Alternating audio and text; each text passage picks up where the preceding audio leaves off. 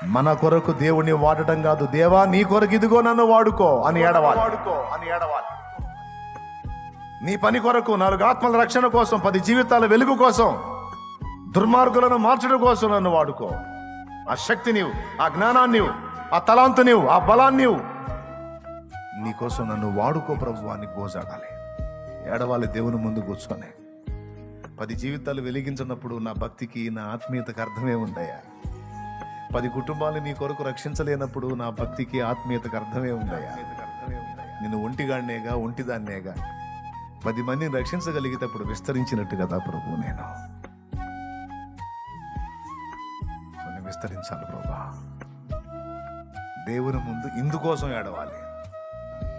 నా అప్పులు తీరువయ్యా, నా రోగాలు తగ్గించాయా, నా సమస్యలు తీసాయా, అవసరంలా ఏడవలసిన అవసరంలా.